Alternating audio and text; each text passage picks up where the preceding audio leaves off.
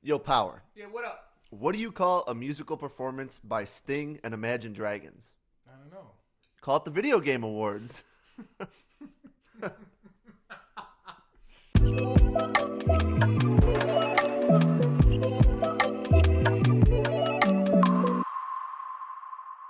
Hey, man, I don't know the last time I saw Sting perform with all that heart and soul, all right? He had a lot of soul. His heart was still working, too. Yeah, he was standing there like a plank of wood, but his vocal cords were still strong, I'll tell you that much. That dude on that violin, though, he was going off. The camera was really orbiting that guy like a sun. I didn't know what I was watching for a second there. I saw Sting, I'm like, what the hell? Am I like stepping in a time machine? What's happening? Is this the right channel? My God.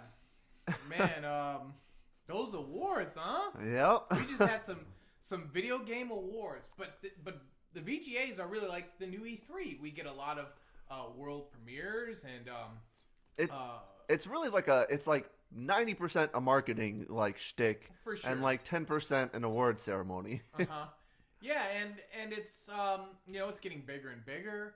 The stage more grandiose than last year. The guest appearances are always A-listers. You know, there's Keanu Reeves showing up. It's a big show. Yeah, they had like a video call-in from Hideo Kojima. They did, yeah. Jim Carrey. Yeah. They're showing movie trailers.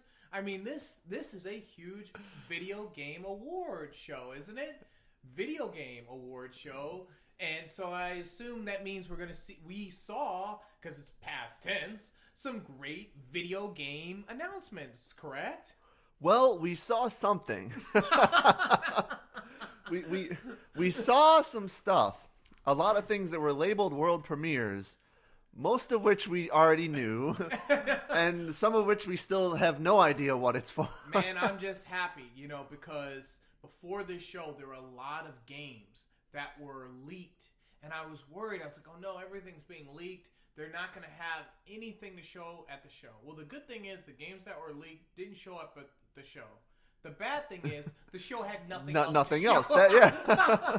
They were like, hey, you excited for this game? We're like, yeah, we saw that last year. Yeah, we already saw that one. It's like, well, what about this? It's like, well, I don't really care so much about that world premiere, They tried to hype us up with some like world premiere trailers for games we've like already seen 8 trailers for. Yes. And I get it. Look, we're setting ourselves up to fail when we presume that they're going to show all these beautiful leaks that we heard about. I was so stoked. I'm going to get this out of the way right now. I was so stoked for Chrono Cross remastered or remade or whatever it was. And the rumor was circulating all on the channels that I search and frequent, and it did not appear at the show, and I was really disappointed. But it's not Geoff's fault. I can hate Geoff for other reasons. Yeah, but that's not his fault. There are plenty of reasons to hate Geoff. Yeah. Man, there were so many things I was excited for, or not even like, I didn't even know if it was going to show up, but I was like, well, it has to, because like, for example, Final Fantasy 16 has been so absent since that like one little bit of a trailer we got and like a little bit of gameplay, and then it was like, it wasn't at E3, or it wasn't at the Sony showcase. Nope. It wasn't now, like I was like, so obviously there's got to be some kind of update here. None of that.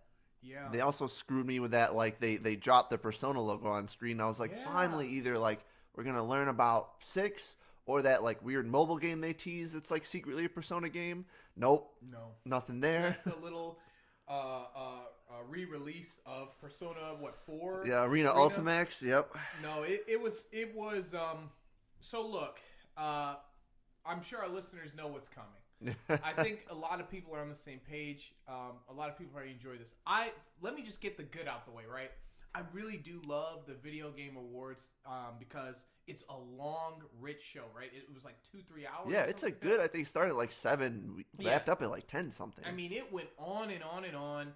We got to see some really fun celebrities like Sting and others get on stage and do their thing, and I think that's awesome to incorporate with video games. I do love that we saw some awesome movie trailers that we'll go over later on. I just love it's a very rich show. It's taken seriously. You got the other guy who we'll bring up talking about this is better than the fucking Oscars. Yeah. And it is in a lot of ways. It is really amazing how they get this all together. And the set was phenomenal. The lighting and everything. The way whoever was working that stage made it look cinematic the way these guys were presenting. So I'll give everyone who worked this show credit, including Geoff. It definitely, it had a great look to it. I mean, like, the screen is just, like, fancier. They had, the silver hanging balls that are, like, all the rage now. Super, super great silver hanging balls. Love those. I love silver balls. Just, like, the more balls you have hanging around, the better a show is going to be. Yeah. So it's good. It's a good look for the video game industry. I've got a lot of people in my life who still can't comprehend how big video games are now. Because growing up, you and I are heading into the 30s, and it was different back then when we were young. Yeah, the Oscars was the big award show. Even the Emmys was like a big thing. E3 back in the day when we were kids was like in a garage. It looked so junky. Yep. And to see this other show now that's not even E3, which basically is taken over for E3 since E3 is as of now, so many companies canceled. Just kind of do their own like showcase now. It's so much fun to watch, and it was good to see that somebody out there cares about putting these games on display and putting in the eyes of people who don't play games, and this gives them a look like, hey, this is serious. Like, games are a big thing. They're not going anywhere. They're accepted more so than ever.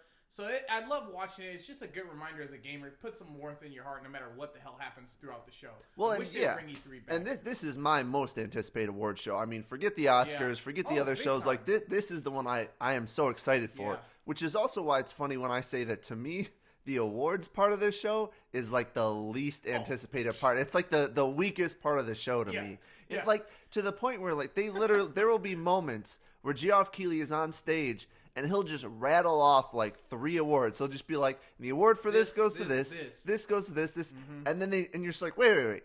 Some awards people come up and accept it, and then they'll just like blaze list a couple and I'm gonna say something that's probably gonna get me canceled or whatever, and it's also it's also gonna make me sound pretentious, but I feel like I don't care about the awards because I wouldn't care about the Oscars either. Like, I don't care about giving somebody more praise than somebody else per se. So when we do see Game of the Year award, like this year's Game of the Year, I've never played and have no intent on playing and don't care that it won Game of the Year. I don't care if I see Game of the Year on a box. Like, it's like seeing Criterion Collection on a box. Like, there are movies that I like and movies that I don't. I don't care who says they're good or bad, personally. And I feel like most of the time, that's how gamers are. Like, we play what we like to play.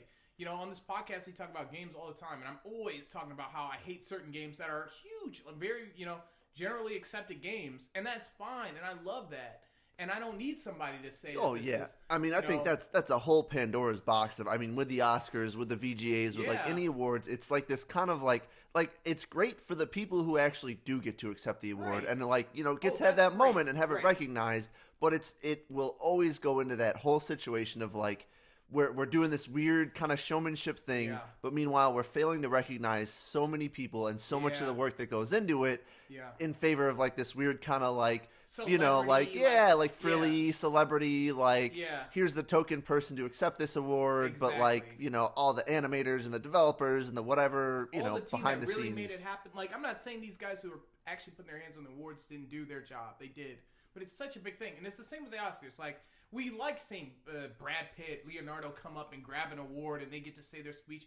These are recognized faces. These are celebrities. But I'm not really about that culture. Like, I don't really care so much about the big face. Like, and so for me, the VGAs, I want them to stick around forever. But I will never be about the actual awards for me. They're fun to watch and it's fun to guess who's going to win. But other than that, I just want to see who's there. I want to hear the developers talk about the games. I want to see the games. I want to see these world premieres. And, we want to kind of know what's coming. We want to see all this new content, see a couple cool guest appearances where people are talking about, we're throwing this in the pipeline. We're really excited for this to come out next year. Yes. And I want to see it every year. I want to see these guys come out. I want to enjoy their company, on stage and these new games. And the VGAs this year, just like last year and the year before, has done that. Every single year consistently, they've shown new games. Now, we're going to get into how we feel about the games they show, but they have done that. These are games that had world premieres. They didn't show us controllers. They didn't show us game passes and season passes and this nonsense that we used to see at E3. Or what we're considering of doing, and this is going to be the new, like, they didn't show us any of that stuff. They just showed us games. Whether you liked them or not, they just popped them out, and I really respect that. and I really enjoy watching Geoff go on stage because I can't stand his guts. But I respect him, and I respect him so much that I want to keep watching him every year come out with those goddamn suits and no matching freaking dress shoes. Yep. Drives me He's got nuts. the sneakers. At least he bedazzled them this year. Yeah. I mean, so let me explain. Before we go too far, I gotta go on my rant here about Geoff. All right. So this is why I can't stand Geoff Keighley, right? Because he's an awesome guy. He's a gamer. He cares about games more than almost anybody else that I know in the industry. But the goddamn guy will never say anything truthful. He's a perfect showman. Yep. He really is. He's like the greatest host that I've ever seen on any show ever. But he never gives his opinion on anything. It's always everything is great, and you see it on screen, and you're like, God damn it, Geoff. But it's also fun to watch. It is like it's such a fun thing to see. And he puts together a great show. So. Like I get the position he's in, because if you're in journalism or something, like if you're a true journalist or you're a game critic, like you're gonna be honest, and you're probably then gonna piss off a good number of people, because some games are gonna come out and you'll be like, this game sucked. My honest review of Cyberpunk at launch, this game is crap compared to what it could be. You're gonna do honest journalism, and you're gonna make people mad. Right. But if you're putting on a show where you want people to come throw you their trailers and you got to be you can't watch a new trailer for a game and then be like, what the fuck, what was that shit? Exactly. This isn't what I expected. This game should have come out already. It's like Ebert. If Roger Ebert was still alive, he could host his own show, his own movie award show, and people would come no matter what. Roger Ebert's talked so much shit about all these directors and their movies, and said movies that are really big, he said this is complete trash, And they've gone on to be successful, great movies, but people would still come because of who he is. Yep. Geoff doesn't really have that, so I completely understand that. Yeah. It's you're doing this show. He is a big-time gaming figure, for sure. He has more on his plate than others do, but I also get that, you can't go around with shot, but it's God damn it, it's still annoying it's as hell, you get it, but at the same time, you just how fake it is, and it's straight up. And shout out to Joe McHale. Okay, now with that said, so I think that's pretty much. I wanted to start this one off on a light note because I think everyone's going to come from this from a similar standpoint. I'm sure not everyone's disappointed. I know how we feel about this. I know how our close circle feels about this. I know how a lot of articles I read feel about this. But I wanted to just say there's a lot of positives to the show. I love this show. I love watching it every year. I can't wait to see it next year. We're going to talk about more things that we loved about it. But I want to get that piece specifically about this show overall out. Right. Really start. I think that's about it. I feel like that really sums up the same feelings I have going into it, and I love it, and it's definitely, it is what it is. This very interesting, unique, show that's a very weird amalgamation of different pieces. There's everything on this show.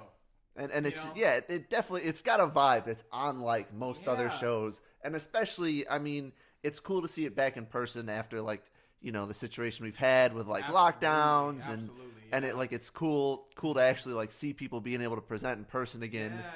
Even kind of figuring out that as we as we come to being able to do that again.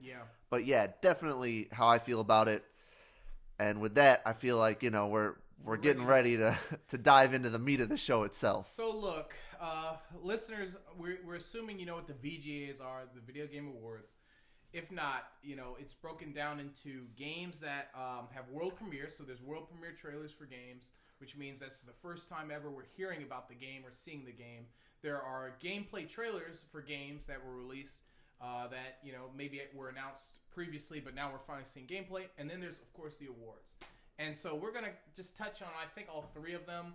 No specific order. I think we'll probably just, I guess we can start with talking about the games, save the awards, I guess, for the end. We'll just go over a few. There was a ton of awards given out. Yeah, we'll hit the big ones, I think, really. Ones, Yeah, talk about our thoughts on them. Yeah. But let's talk about some of these games, these releases. I just want to start on one that I thought was actually really great, which was Sonic Frontiers, right?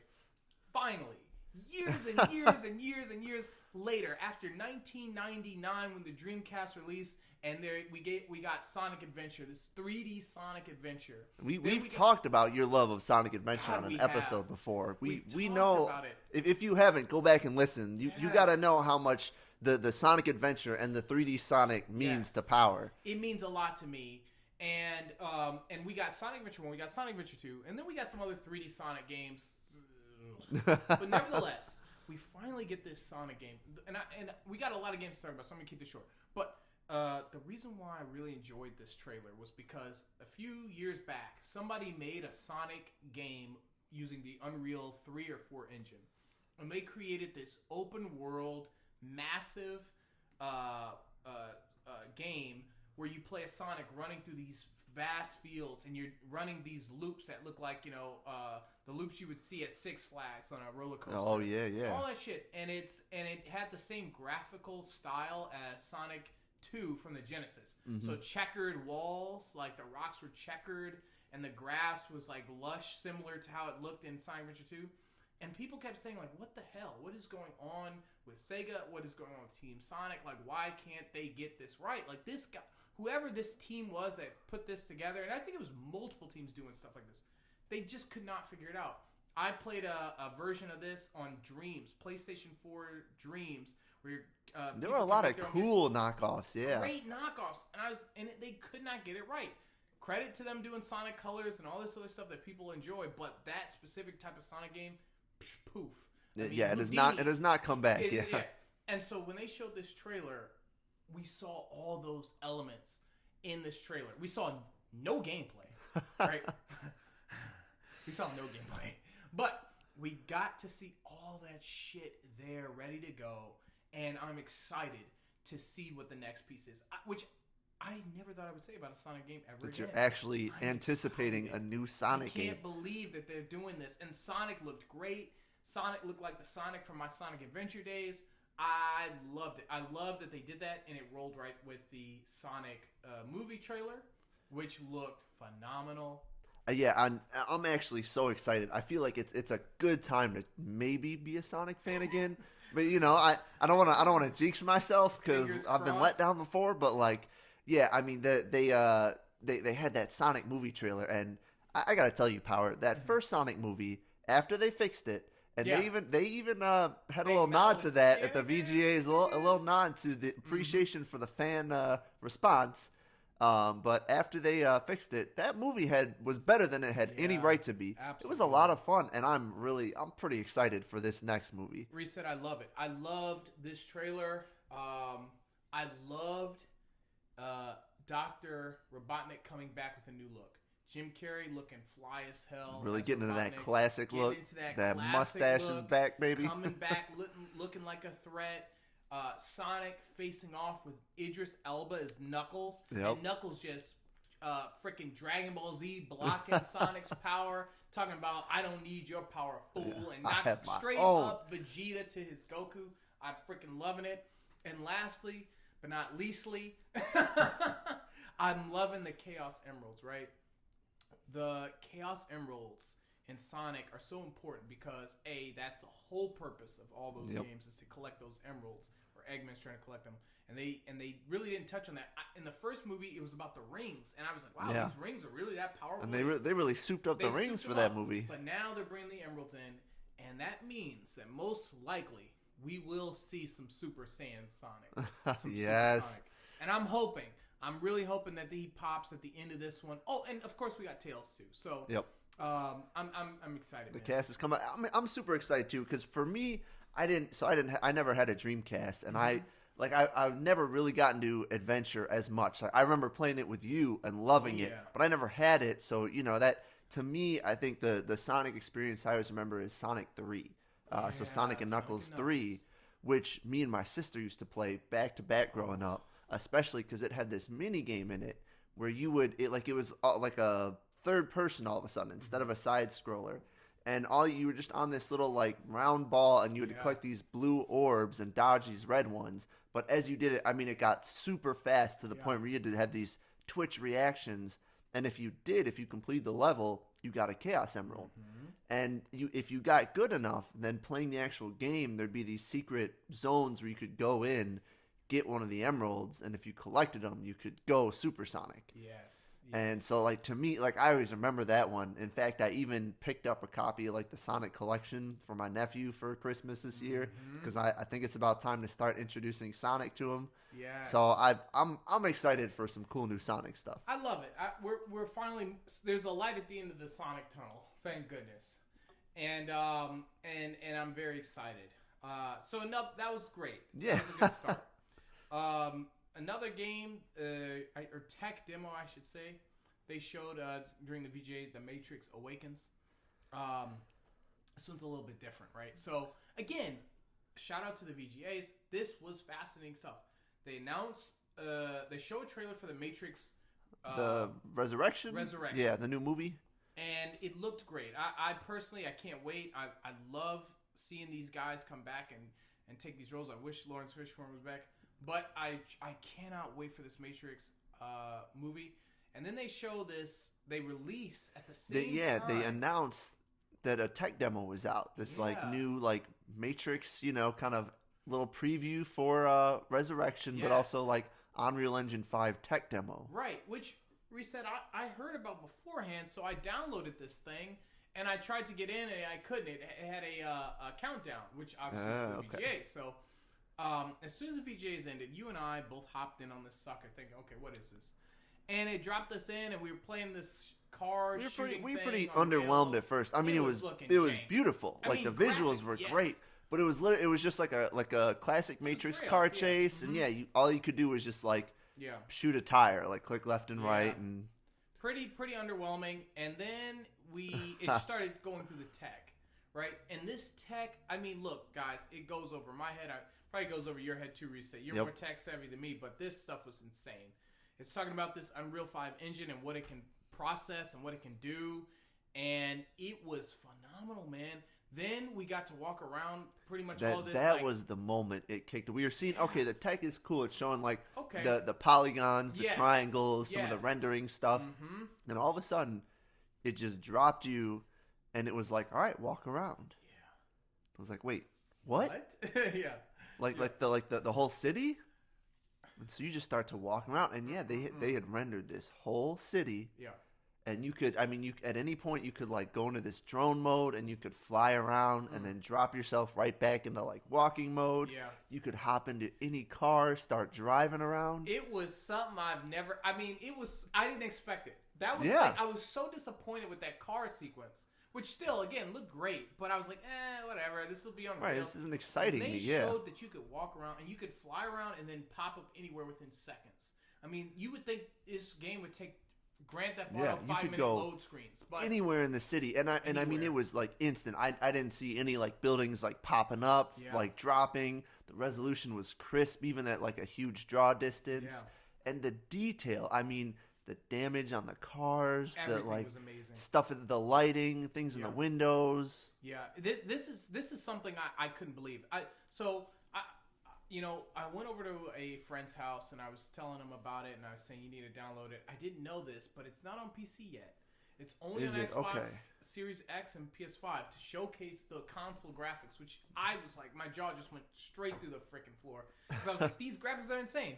But then also, I started to see, and I told you about this, Reset, I saw some comparison shots. People really having fun with this, taking pictures of the main character. I don't even know if they gave her a name in that tech demo, but they're taking pictures of her wander around the city. They're taking pictures of the city. They had a building from Chicago, a legitimate building that they put into this tech demo, and there was a side-by-side comparison that I was looking at, and I swear I could not tell the difference. This is the first time, for me personally, honestly, truthfully, ever, and this is on air, this is the first time I've ever been confused. Ever. I love graphics. I'm a graphics whore. If you got great graphics, I'll pork you and I'll love your game. It's true. Likely. It's very true. I can attest. I love graphics, but I've still never been fooled. I've still always had a keen eye on, but I kid you not. And this is photography, right? So this isn't video yet. Video I still probably could tell you. But just from these images, I could not tell the difference. I was like, they took away the captions, and I was like, wait a minute, this one's real. This one's real. It was a bunch of shots. And then I would go and look at the answers, and I was wrong on half of them. I couldn't tell. That's how good the graphics and the lighting and everything else was. I was like, holy, we're really getting there. I had a conversation. I'm going to go off on a quick little, because of the Matrix. And it's all because of this tech demo. So this is my sell to any who are listening to play it. I had a conversation. I thought to myself something I never thought before, which is when the graphics get to this point, right? And I think we still have maybe one more leap to go.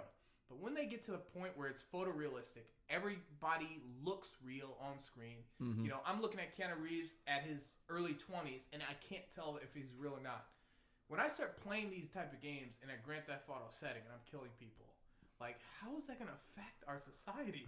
Like, I'm serious. Wow, Power, you getting deep real quick. I am. I was thinking about it as, like, long-term gamer. I was like, wait, I can always differentiate the game from reality. But, like, when I'm actually playing something that looks like I'm watching Channel 5 News, but I'm controlling this psychopath shooting all these people, I was like, this is going to get really so you're saying, questionable. After 20 years, we're finally going to get to the point where the parents saying, violent video games are bad for you, might be right. And they might be. You know, before it's like, oh, Mom, come on. She's got polygon titties. That's not a real hooker. Now it's like, maybe that's old girl up the street. And I'm just like moving her body. I don't know. Like, it's going to get real stupid, you know? It's going to get real questionable. I think what I'm trying to say is we're definitely going to get to that second wave, I think. We're going to get that whiplash. We're going to get that feedback. When these graphics get to that point and we're seeing in that Matrix, they said one of the features was like realistic human something. You know, it's like the realistic AI something. I forget how they coined it, but it's basically like new AI systems and the way people look and react. When I shoot somebody in a game and they actually fall down and they're clutching and blood is like coming out and it looks real, I mean, yeah, that's going to be. It's going to affect our dreams. It's going to affect how we feel about seeing that type of violence. Like, that's another podcast episode. But we're getting there. It's very unique. We're really coming up, and that's the thing is you like some of these tech demos and some of the stuff they can do like at smaller scale is getting incredible. And and in terms of animation too, just in general, I'm starting to see, I think for the first time, there's some rendering stuff, especially with like facial expressions. Because Power, to me, that is always the barrier that has yet to be successfully crossed. Is I've yet to see a video game. I mean, we can do stuff amazingly. Buildings, lighting, cars, like things are starting to get like it's really just the limit of the budget and the limit of the like artistic talent. For sure. But like when it comes to people, we're still in that just like a little bit of uncanny valley where when it comes to like facial expressions and like, you know, just the way the face moves, especially just like the subtlety of like like mouth movements and how that impacts like cheek, you know, stuff like that. We're not like it just has not quite hit there. That's true. But I'm starting to see some animation stuff that is literally like if unless you really really watch it, it is seamless. And when they can actually drop that into a video game without melting your console, it's gonna start to be a little crazy. Absolutely. And a lot of the games that the last thing I want to say about the Matrix Awakens tech demo is a lot of the games we're about to hit on. Also, I saw a category where it was there was one that said real or fake, and it was the Matrix versus real stuff. Then there was another one that said that was a comparison of the Matrix versus other games that were shown during the award show. And I was, again, my jaw hit the ground because I hadn't really realized. But a lot of these games have graphical fidelity that rivals that tech demo because they're all using new engines too. Yeah. Hellblade, Senua's, whatever, number 2. Another one that, you know, the graphics-wise is just like, it's unbelievable. Like, the faces and everything, I was like, what the heck? I mean, graphically, it's there. It's like, holy crap, man. We are getting to a real, honestly, a next-gen platform where these graphics are just looking like something I wished for when we saw GTA 3 for the first time, you know? And we went from 2D to 3D. It's finally going to be exciting for the next gen. Because I got to tell you, I feel like having the next gen consoles, there are some games that are really incredible. Like, I mean, you know, like playing Demon's Souls on the PS5 was just, it was just so fun and it looked so good. And there are a few games, you know, like hopping to Assassin's Creed. Like, there are a couple games here and there, like Forza, the new Forza Horizon 5. Absolutely. You know, looks amazing. But then it's just, like, you know, everything else is still kind of, like, backwards compatible. Yeah. And, like, I'm excited to actually, like, see some stuff that really justifies it being a new generation. Absolutely. But I want to talk a little bit about Hellblade and a bigger thing that did kind of, I don't know if it bothered me, but I just noticed a lot, which is, so when you were talking about, you know, some of these beautiful new graphics, one thing that really hasn't been in most of the games they showed was gameplay. Even in like a lot of the trailers for some of the games I'm most excited by, there was not gameplay. No gameplay. They were all just cinematic trailers. I mean, they previewed a Wonder Woman game. There was literally just close-ups of pieces of her suit. I mean, it looked awesome, Yeah. but like they didn't even show like a story. They didn't like. All they showed was Wonder Woman. And what that reminded me of was the Wolverine trailer. Remember that one? We got the Wolverine trailer. It was like close-ups of his hands. And guys walking in a bar, and that's it. I'm so tired of it. Like for all we know, the new Wonder Woman game could be a card game. Yeah. I mean, Seriously. like literally. Seriously, that's. Oh man, I'm just gonna hop ahead, but you know where I'm getting at. Yes. But the thing is, so the few games did, and one of the games that had beautiful, amazing graphical fidelity and also showed gameplay was this new Hellblade game. Mm-hmm. The thing, though, is, I mean, if you haven't seen this trailer, I really recommend you go watch it. Mm-hmm. I am honestly confused about, is the whole thing gameplay? Like, what part of it is gameplay? Because that was the weirdest trailer, Power, that I have seen. I am so... it looked cool, but I am so puzzled. I thought it was a cutscene. I'm puzzled, and I'll go on that. I'm concerned. Reason being, the first Hellblade, interesting game, but also very linear. Incredible graphics. Some of the best graphics of its time. Still look great. But the game is mainly you walking, down narrow corridors, getting into one-on-ones, combat situations. And a lot of the game's praise comes from the combat system, and some people hate the combat system. But from my perspective, a lot of people really enjoyed it, and that was why, these one-on-one combat systems. And, of course, the fact that if you played in it with 3D headphones, you're constantly hearing the voices all around you, and it really impacts the player. Allegedly, I've never played it. Let me just not with headphones.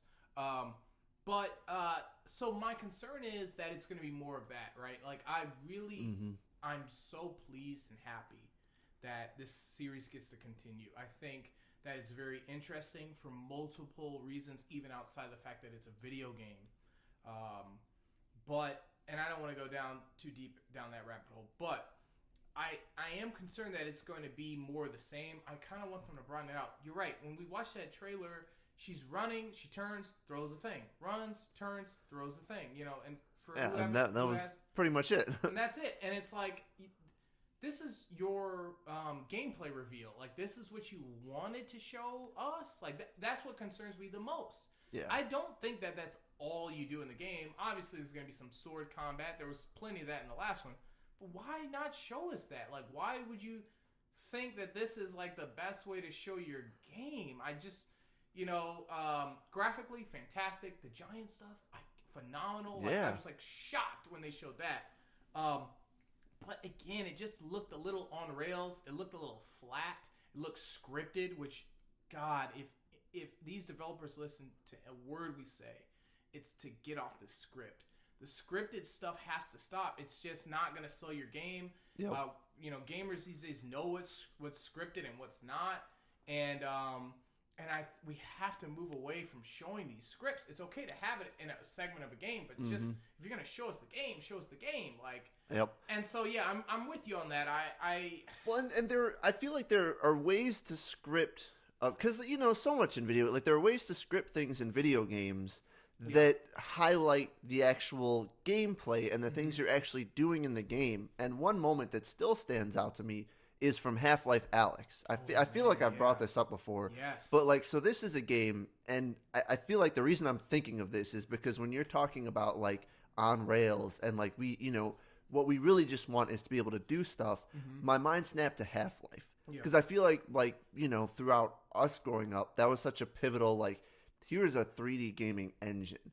And the entire game was really kind of focused around all the cool stuff you could do, the ways you could interact with this physics engine. And when I was playing this Half-Life Alyx game, this isn't a plot spoiler, but I guess it does spoil a moment, in the gameplay. There's this really cool moment. This is a VR game, so it's super immersive, this cool technology. There's this awesome moment where you're walking in this room, and there's this body suspended from the top, and it's holding this shotgun. And as you walk in, these three barriers start you like they start like rattling, and you can hear creatures starting to smash at them. And the guy over the comm is like you better get that before they get in there. And you realize you have a limited amount of time to figure out how to get this thing down. So it's a scripted event, like there's things happening, there's creatures trying to come in, but then it's just, you can do whatever. Like you could just stand there and let yourself get killed, but like you go and you have to, like, you basically have to like on-jam this pulley system to lower it just enough and then like lock it back in, move over, pick it up. And then because it's VR, you have to like grab bullets, physically load the shotgun, flip your hand to actually like cock it into place. And, as the walls bust down, you start, shooting these zombies. Yeah.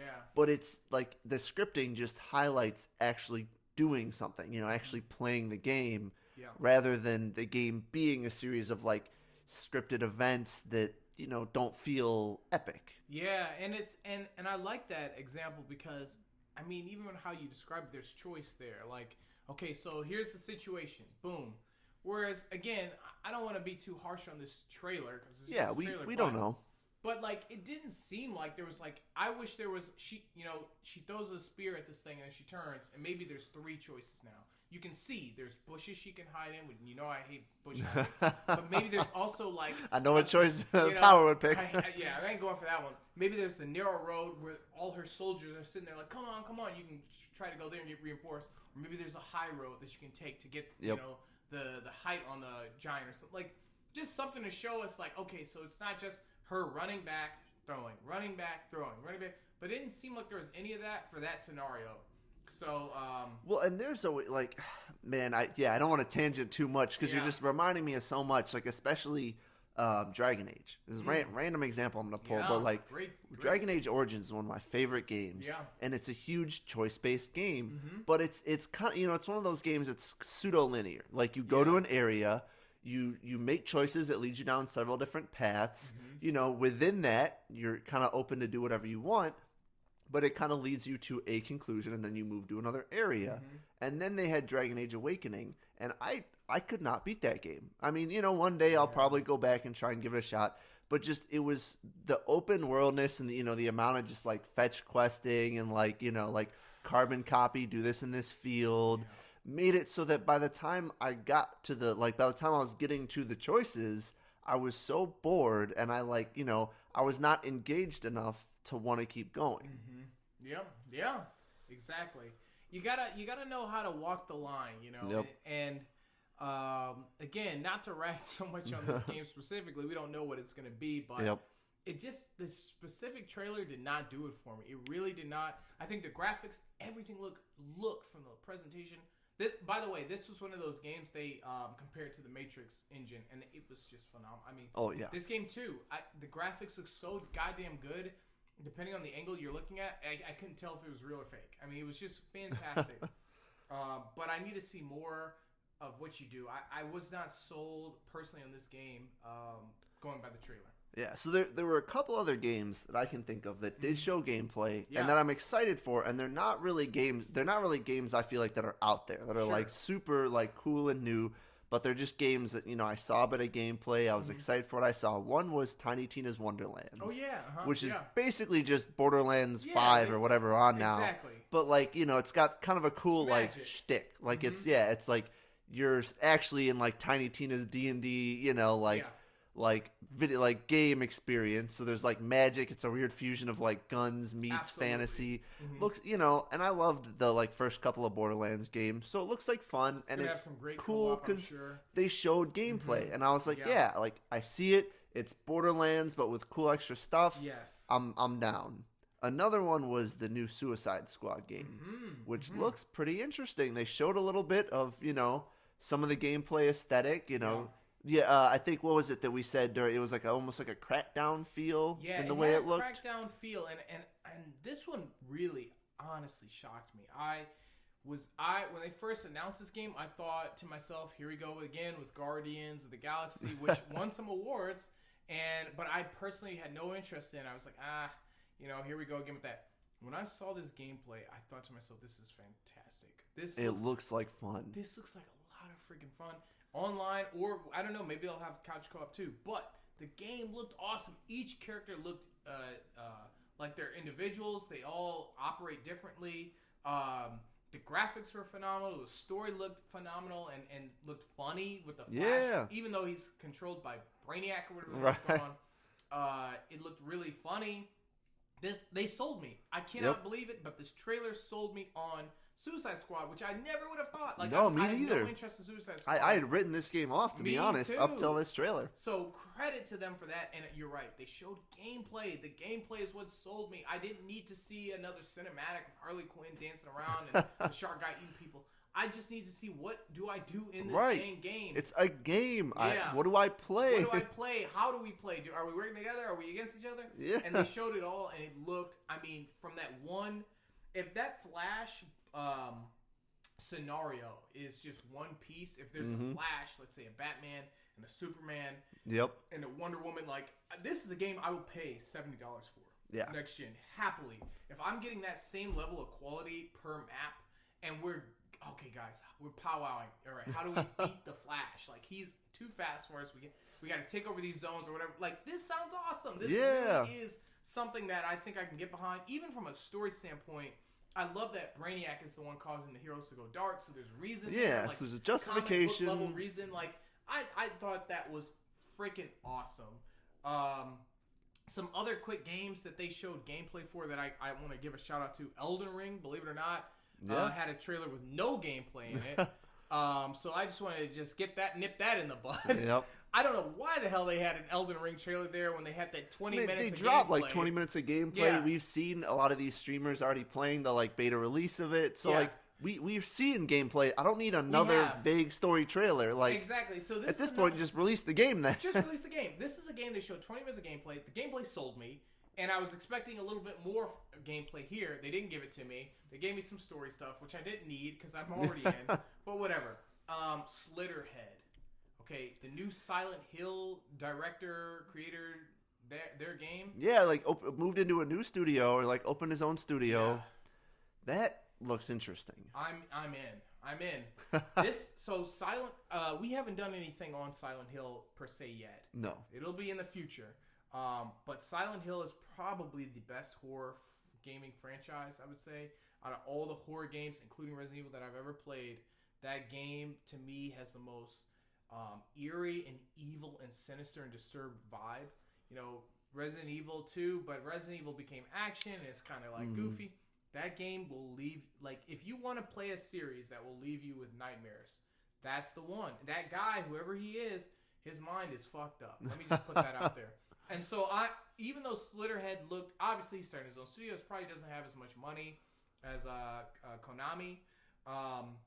It looks like he's retaining all that shit though that made Silent Hill good. The old woman who smiles at the end after reverting back to a demonic hellspawn looking creature. A very creepy vibe to it. Yeah, the game, and he showed gameplay. He did show some of the monsters wandering around. He showed the what it's gonna be like, which kind of looks Silent Hill-ish, but it also looks like there's gonna be some action in there, like just pieces in there. I need to see more, but I was pleased with what I saw. Very pleased.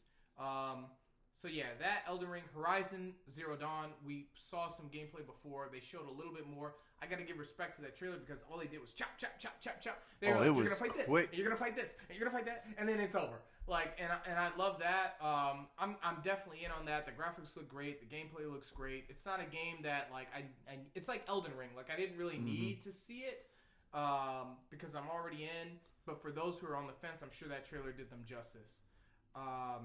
We had that Crossfire game. It's like a first person shooter. It looked like it could potentially be interesting. Ooh, man, they didn't really, I didn't really see anything that made me think like this is like crazy new, but definitely looks like it could be fun. It looks like it's filling the shoes of Killzone and like that old Black, if you remember.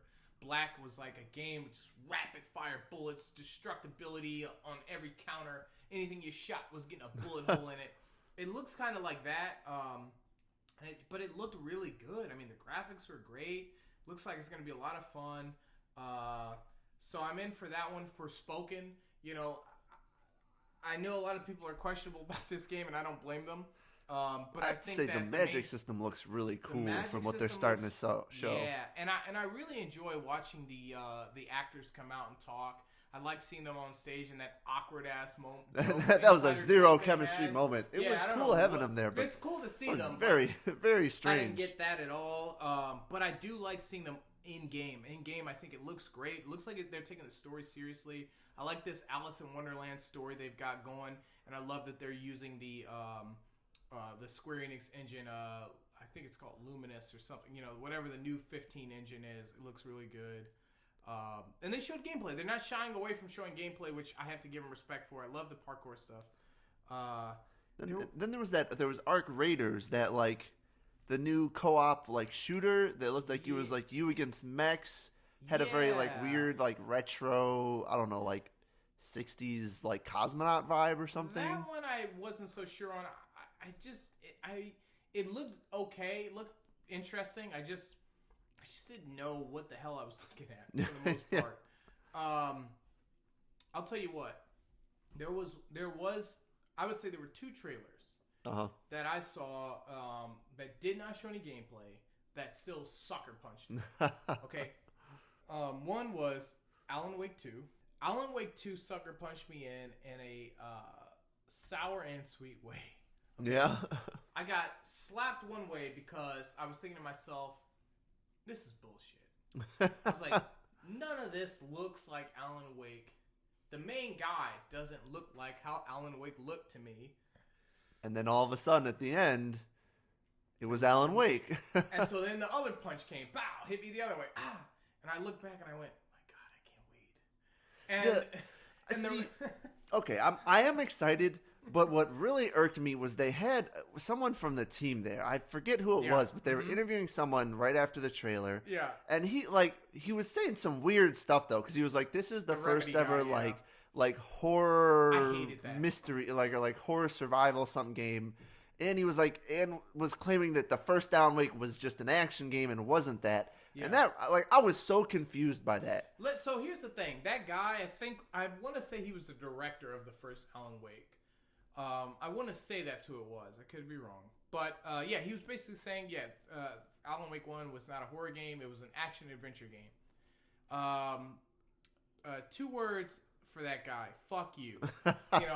Fuck you, buddy. Because, and the reason being, that game scared the hell out of so many people who were playing it. Like, in the trailer, I'm pretty sure Alan talks about how unimaginable horrors, blah, blah, blah. Because he's basically Stephen King. He's a horror novel writer, and that's entering, like, this horror realm that I think he wrote. And that was the best part about that game. That's why I was excited for this sequel, is because it had the premise of a phenomenal horror game. Yep. We've talked about this in previous episodes, but the idea that you roll in on a ferry into this old town that's about to be basically assaulted by demonic night creatures or whatever the hell is awesome. That premise was awesome. I think they dropped the ball after chapter 1 for the most part. Yeah. Because then, it's a lot of light, aim your light, and then shoot your enemy. Like, it is very action-oriented, but it was a horror game. Like, yep. My girlfriend can't play that game. It would scare the heck out of her. Like, that was a horror game. But yeah, he was, I don't know what he was talking. I honestly, comment, please write. Tell us what you understood, because I swear to me that's a horror game. I thought that was nonsense. Yep. The only thing I don't like about that trailer, and I guess this is actually a big thing, was my favorite thing about Alan Wake was, that arrival. When you first show up in Alan Wake, you hop into this diner. The clerk there is like, what can I get you? A cup of coffee, blah, blah, blah. You got other characters you're going to run into in this diner doing their own thing, eating their meals, reading their newspapers, whatever. And you got this creepy old woman, like, by the bathroom, all this stuff. But this trailer didn't seem to show me that that's what this is going to be like. It almost looks like it's more like Evil Within, where I'm going to just be in a nightmare realm, fighting monsters in and out. And I kind of want more of that slow-paced, like, let me arrive somewhere in a city, even if it's just a project or a neighborhood where it's like everything seems okay, but then things start to get really shitty. Yeah, like, I'm not convinced this is going to be set apart in a way anymore. Yeah. Like, just because it's the second Alan Wake, I'm like, but if you're saying it's different, then is it Alan Wake still? Yeah. So a lot to prove there. And then, of course, the only other trailer I want to say that captured me without gameplay is that goddamn Star Wars Eclipse. Okay. All right. Star Wars Eclipse, that trailer is probably the best trailer I've seen in the past 5 years. The drums, the new alien race, the Republic, everything we're seeing Star Wars. This is what I expected from Force Awakens. Like this is like such next level, high level Star Wars stuff. Yep. That I wanted from everything. KOTOR's teaser, all that stuff. This is everything I want. I thought it was KOTOR. Honestly, when they first showed it, I was like, okay, we're getting KOTOR. Are we getting another Star Wars game? Right. What else can be in the pipeline? But again, and I loved everything I saw, but what the hell is right. this, I mean, it was a visual treat. I mean, it was just everything that's gorgeous about Star Wars and what you'd want to see in a game, but it doesn't tell you anything about the game. If it looks that good, that's freaking awesome. Yeah. But like, what is it? What is it? Is it an action game, puzzle game? Yep. You know, RTS. Right. I don't know what visual novel. and I again, this is about the VGA, so I feel like we can talk about this. I feel like these developers are setting themselves up for failure when they do stuff like this. If this game comes out and it turns out to be a Civ type game, I love Civ. I would definitely buy it, but I will be damned if I lie to you and say I wouldn't be disappointed. Like, you put this amazing StarCraft level trailer out there, but now I want that game. I want that game, and I want to be able to play it like that. You know, I don't want to be top down now giving orders. So, I'm hoping, fingers crossed, that this game is half to 75% of what that trailer showed us, because it looked incredible. Yep. The way they were walking around the bazaar and all that stuff, I was like, man, this is the best Star Wars thing I've ever seen. Is when I want to argue and say that. Like, this is the coolest, in terms of games, this is the coolest thing I've ever seen. Yep. But I also want to keep my mouth shut because I don't know what the hell I'm seeing.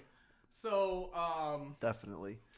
Yeah, and some other big franchises got some games. We got Dune, Spice Wars. At least like a RTS game of some sort. That's RTS, for sure, yeah. So, like, that one bought day one. I don't need any questions asked. Yeah, it'll be interesting. I don't even need gameplay because you told me what it is. I know it's going to be us picking families and having fun and picking sides or whatever. I just hope it has co-op.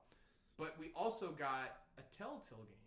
Oh. One that I think you're a little excited for. Oh, man. I'm a Telltale nut. But another one in the Star series of sorts, but on the Star Trek side, Power, you know I'm a huge Star Trek fan. And one of my favorite games way back was Star Trek Voyager Elite Force. Oh, it was a first-person shooter Star Trek game, and it's probably one of the most fun Star Trek games just because it really puts you in it. You're like this Elite Force commando. You get to like fight your way through the ship at various points. You know, you go on the bridge to be briefed by the captain. You go on away missions. It just felt Star Trek.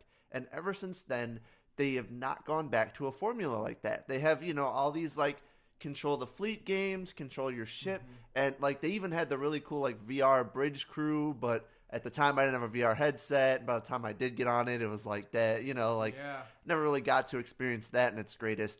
And I've just wanted a game that like where I get to do the Star Trek experience. And finally, they've got a Telltale game that I'm really excited for, despite the fact that that trailer was a little rough around the edges, so I feel like. We all know that Telltale went through some struggles. I think they went out of business. I'm not sure why. Yep. And somehow they were picked up and saved. I don't have the details, unfortunately. We don't do research before the show. We do not. We don't. You're getting the authentic love here. This is just us. What I do know is they're making a game, so they're back to business. I personally love the Walking Dead Telltale games, but even more than that, I love The Wolf Among Us, which hopefully we'll get a sequel to that one. Phenomenal game. Oh, yeah. They did Game of Thrones. They did Batman. They've done so many. So to see them do Star Trek, I'm going to play it without a doubt. I love these games. I can't wait to make choices. But the one thing I noticed was, it just seemed like the budget was a little lower to me. It could have been the trailer. I just thought it was all just kind of like weird, like walking around, like static shots. It just like it didn't show a lot of like character. I don't know, like energy. Yeah. Like there wasn't a lot of like interaction or like set pieces that made you like, oh, this is epic. It was just kind of some weird static cuts. And so I'm hoping that was just the trailer. I'm very excited though. Nevertheless, I can't wait to play it. Even as a I'm not a huge Star Trek fan. I want to get into it. I have to watch all of it. My dad loved it. Grew up with that. You've told me many times to get into it, and I will. But I do want to play that game. I know the premise of Star Trek. I know their purpose of spreading peace amongst all races and species, and I love that. So I'm excited nevertheless. Telltale always does justice in some way. Even with the new Batman game that took a whole different route in terms of who Bruce Wayne is, they still did a pretty good job. So very excited for that. And so, lots of good games. Some questionable. I think, any of the games that we didn't mention, we probably won't mention because we probably won't have anything too positive to say. There's definitely a lot. There's some we don't have time to touch on, or like some interesting stuff. I'm still excited for Chia. It like kind of looks like that like Breath of the Wild-ish, but sure. There was a lot out there, but I mean it's definitely games, they showed, and credit to anyone who showed up. Anybody who released a trailer, thank you. I love having world premieres. I think that was great. But I think those are big hitters there that we went over. And then there's just one game that I wish you would listen to me and just stop making, and that's the Golem game. I really don't understand that still. Like, let me just do a scenario. My precious. Yeah, we decided to make the Golem game about Golem. Oh, that's great. What do you do? We don't really know. You play as Golem. This is. Oh, by the way, I'm Geoff now. This is fantastic. We love good games. We love new games. This is what the Video Game Awards show is all about. Golem games. Golem. Where your games where you play as Golem. I know you want to sit 3 hours through a show to watch a world premiere where you play as Golem. Right? Right, guys? You don't give a shit about the Harry Potter game that's, Legacy of Hogwarts gameplay, Chrono Cross. You guys don't care about that. You want Golem. Like, until they remake fuck you, the original Lord of the Rings series, I ain't into it. Yeah. Get out of here. No, I'm lost. I'm completely at a loss for that game. This is one of those games where at this point, either I'll eat the crow and this game will be incredible because it'll be some stupid, like, multiplayer game where it's like one person's Golem, everybody else is doing some shit. It'll be really fucking fun. Just like that Dragon Ball, whatever it's called, the new one where you play as like Cell, everybody else is like human. Like Dragon Ball Breakers or whatever. Breakers. Like it'll be something like that, or it'll be complete trash that nobody wants to play. Yep. By the way, they made a game based off The Hobbit years and years ago for PS2. Nobody played it. Nobody cared. Like I feel like that's where this is going. Yep. Yeah. So I don't know what to say about that one. I think that was a waste of time, but I wish the best to all the developers who made that game. I hope that it is a surprise, and I hope that it does have some gameplay. I just don't see it. I don't know. They didn't tell me anything in that trailer. Yep. Like, again, like, guys, you want to make a Golem game. I hear you. But I don't know. Why do I want to play it? Why? I don't. That trailer told me nothing except he's throwing, like, pots at a Uruk or a goblin. Like, I don't know what you're doing. What is happening? What is going on? So anyway, let's get back to the positives. There is nothing left. Some stuff to be excited about, some weird stuff coming out, and some people won some awards. I feel like we should wrap up with that. We're running out of time, so let's talk the biggest and then summarize up. Game of the year being the biggest, we're gonna work from the bottom up. All right. So we don't have time to go over everything. Let's start with some of these. I put it together, a nice little list. I think you'll appreciate. Games of impact. The winner of Games of Impact was Life of Strange Colors, right? I don't even care that Life of Strange Colors won. I actually really, really want to play that game so bad. I loved, with a passion, Life is Strange 1. I never played Life is Strange 2, but that first one was, God, man, it was so good. But outside of that, the category interests me. Yeah. Games of Impact. Wow, that's a strong, bold category. What does that encompass? Like, games are really reaching a new pinnacle. If they like, we're rating, like, is there a movie of impact at the Oscars? Like, that's an incredible category. I just found that fascinating. So I don't even want to talk about Life is Strange, more so that I found that category pretty cool. Yep. Anyway, we don't have a lot of time to go over it. Best performance, Maggie Robertson, right? She played the Lady Dimitrescu. Lady Dimitrescu, whatever her name was. I didn't put her name specific because I didn't want to botch it. And I played through all of Resident Evil 8, and I loved it. And I agree with them. Her performance was just, it was so fucking frightening. When you saw her pop out of a door and she crawled underneath that sucker, I mean, it was... So credit to her. I don't think I've ever heard of Maggie Robertson. I don't know if she was in anything else. I think she's coming out as a bit of a new player on the scene. Fantastic. And I was so happy to see her on stage taking that award. She seems so proud, and that was beautiful to watch. So that was a great award. Best score in music, Nier Replica 9521733 pi. This award is probably going to be one of my favorites up there, and it's also going to be one of the biggest bullshit awards I think I can think of. Reason being, I played Nier 15 years ago, whenever it dropped, however long ago this was a remake of the like Japanese version of the release of the original. I've been playing through it, and I love it. Probably more so than even the original one that I played, where you play as the American guy, the Western influenced main character, the older fella.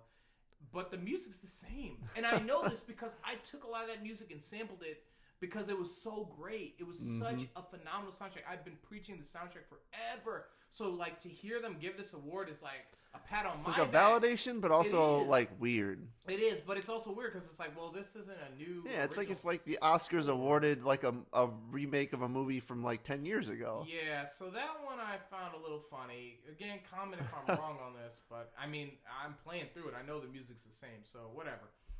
Best narrative, Guardians of the Galaxy. Yeah, neither of us have played it, so, like...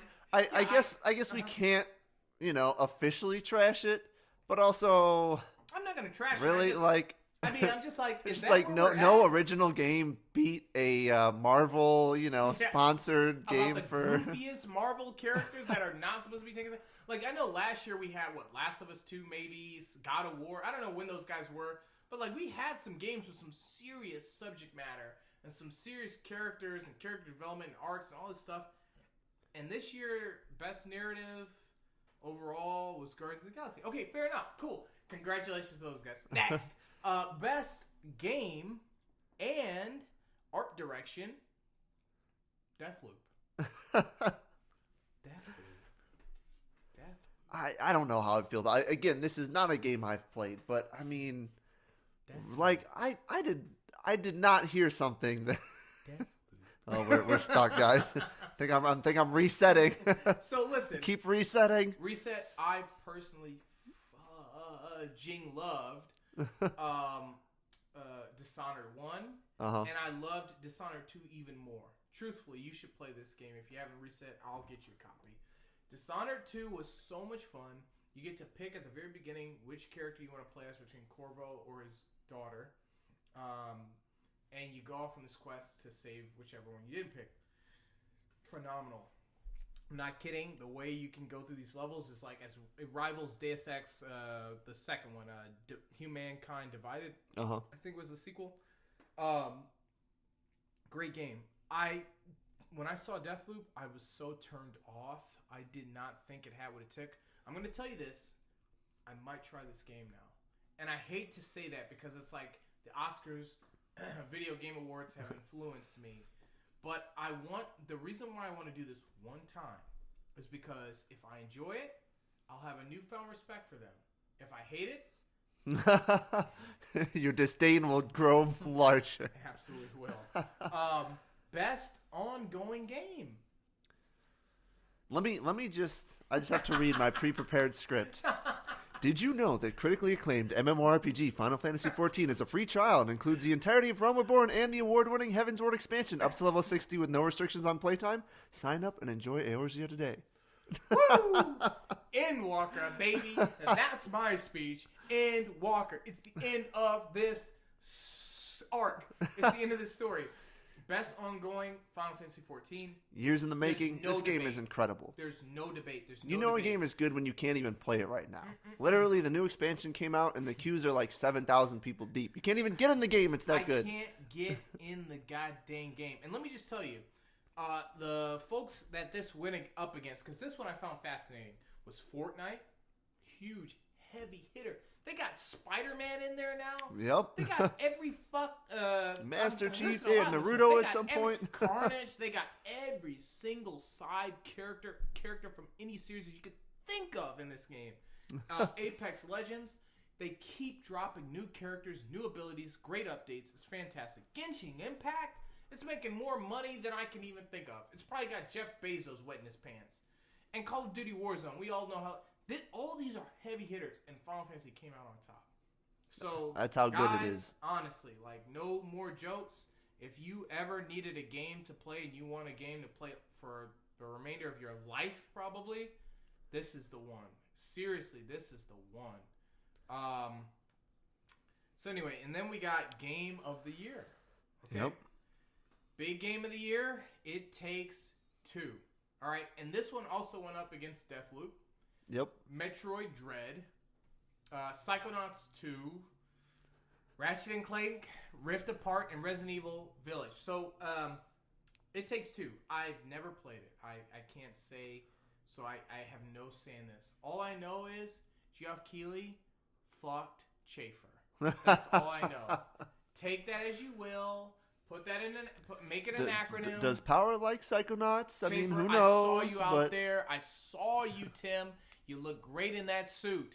It was sparkling. It was shining. I give you nothing but respect. I wish you would have won Game of the Year. Psychonauts should have been Game of the Year. Look, what did Kanye say to Taylor Swift? Hey, It Takes Two is great and all. Yeah, sure.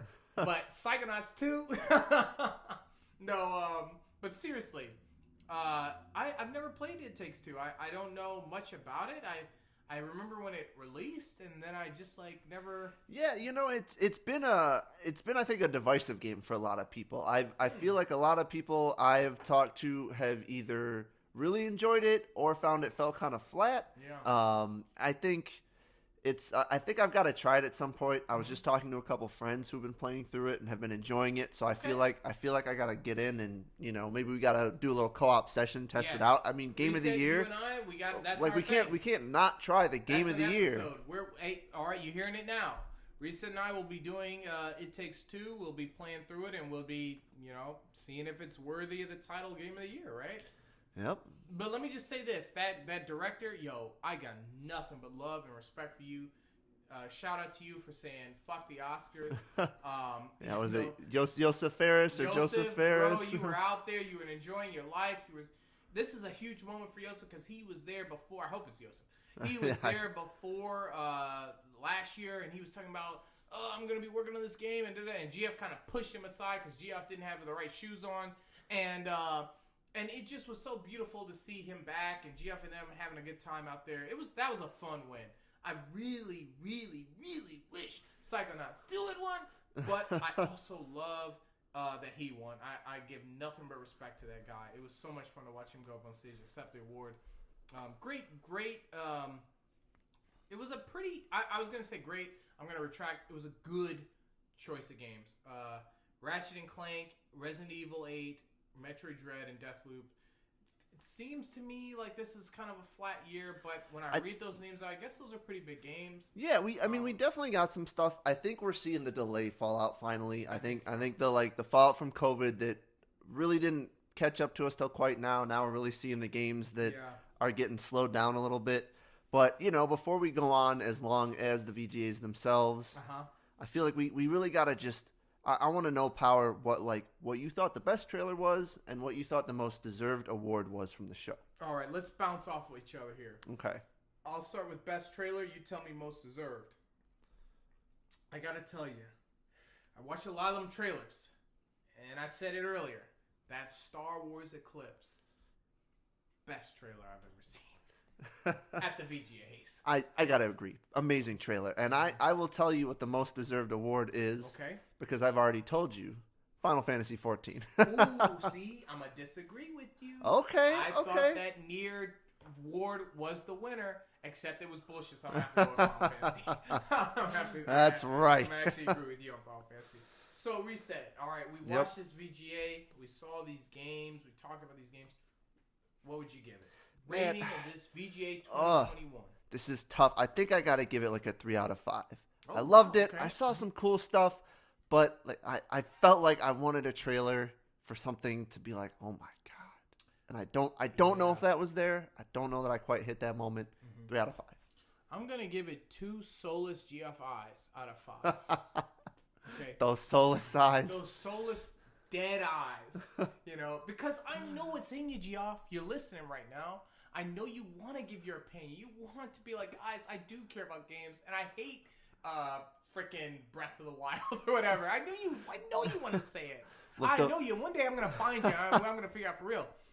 But listen, those eyes have the same sparkle as his shoes, and they're as dead as the soul. Yes. And with that, I think we've reached our conclusion. I think so. Thanks for going on this VGA journey with us, everybody. As always, write to us with your thoughts at powerandresetpodcast@gmail.com. Tell us what you want us to talk about and power up. And if you don't like it, reset. And best award for best fans, go to you all. Oh.